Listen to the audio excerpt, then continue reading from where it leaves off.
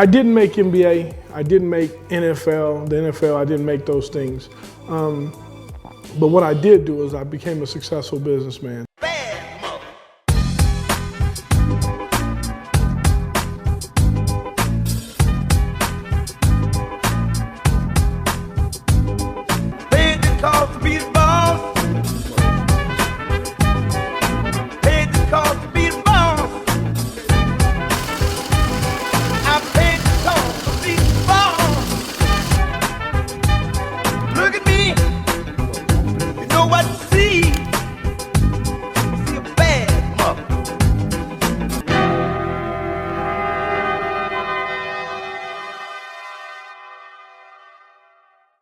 This is my neighborhood that I grew up in.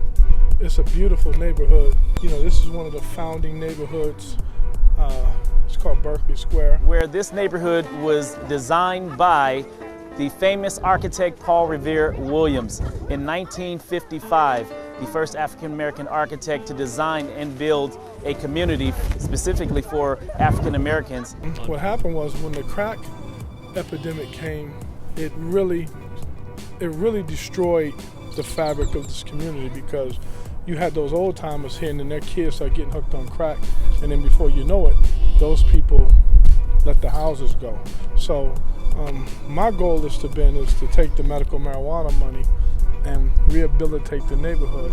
So I've started a couple of projects. When we started this process, I wanted to make sure that I represented the urban black youth of America.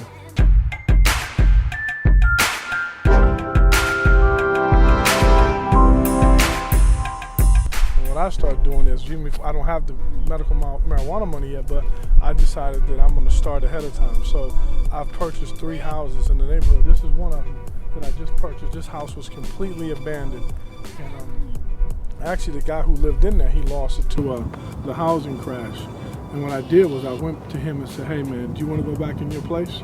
And we'll put you back in the house, and once you get all your credit and everything, your finances back right, I'll give you first right to buy the house at any time that you're ready to buy it back, and we'll go from there. So what I did was, the house was completely abandoned. When he moved out, they gutted it. The smokers came in, and they took the carpet, they took the AC. So I went in and I put everything in here new. And now, all I did for this house was, I made the value go from $60,000 to $72,000 based on my tax bracket. So that's all I want to do. So if mine went up, that means that if you get yours up, right, and then you get yours up, and before you know it, that number goes from $60,000, $72,000 to now these houses are worth $100,000, and we have built-in equity for our homes. And then, you know, build this community. Like, you have a lot of these old places, they just need a little love and care. I plan on investing about $5 million into this community of my own hard-earned money. So that's the plan for me. My goal and my dream is to be able to come through here on Saturdays and Friday afternoons and see the youngster cutting my grass, and then he's going next door to cut the grass over there. We have enough qualified people in our hood, because we all have trades in our neighborhood. In this neighborhood over here in the square, we have nothing but guys with trades: AC, painter, electrical, anything that we want, mechanics. It should be done right here instead of taking it out and flip that money right here. And take care of our people. It's beautiful when I go there. Like, I see the beauty. I don't see the abandoned house. I see the house the way it used to be, and I think we can get back to that, you know, but we have to stop being afraid to invest in us.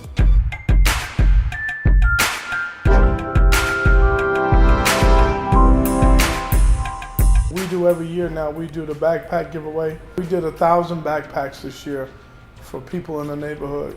We got something really big going down in the community today. We're gonna be live at Doolittle, giving away 1,000 backpacks and school supplies.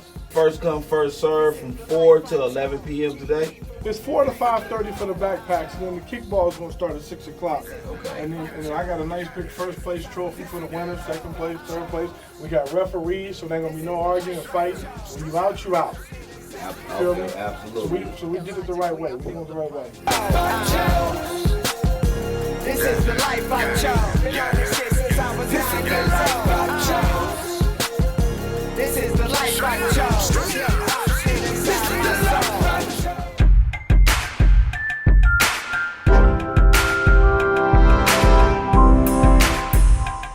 So I woke up the other morning, I saw that there was a Facebook post for Antonio Holiday, said he's coaching basketball over at Andre Agassi Prep, and that he was in desperate need of some shoes. So I talked to Nick, came in, said, you know what, let's go half on some shoes, and let's get back to the community and kind of help out a little bit. I was where y'all was at one point in time in my life, and I dreamed, just like y'all probably dreaming now. So we decided to give you guys some shoes as a Christmas present from us to you guys, all right? Thank you, sir.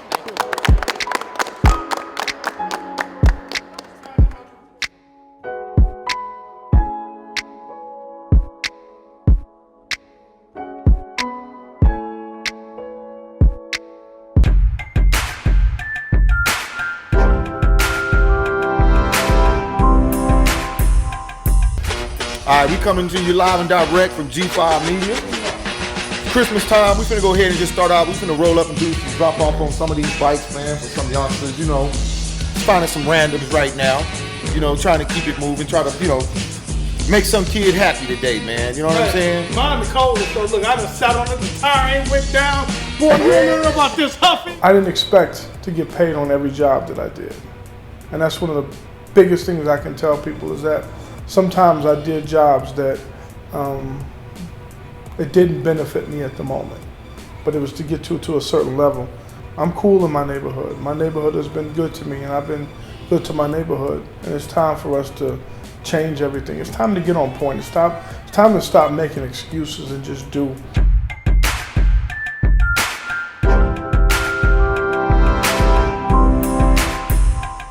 One was I had a vision, Jackson Street.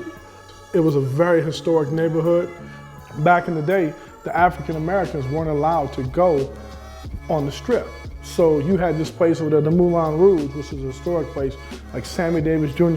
Dean Martin and those guys would come over there. Frank Sinatra would come over there and party after they left the strip.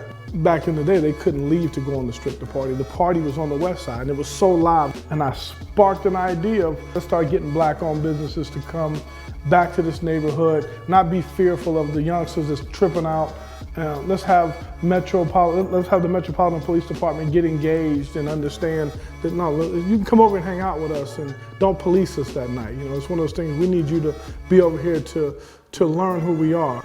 We need to stop worrying about what kind of pair of shoes a kid has on and dogging them out for that. And we should start shifting that type of bullying towards we need to start bullying our men to start taking care of their kids more. I'm tired of sitting in meetings and blah, blah, blah. No, let's do it. We have enough money in our communities, in our black communities, that we need to start putting forth and putting our money where our mouth is, period.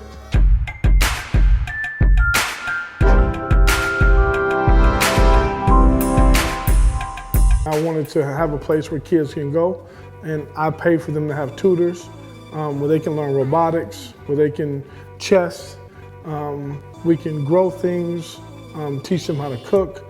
I mean, just anything that has to do with education. I opened up a youth facility in my neighborhood. It's going to be it's called the TDL Learning Center, and that stands for Terry Dale Lewis, who was my grandmother. She left a huge impact on my life as a child. I wanted a place that these kids will be able to come and express themselves.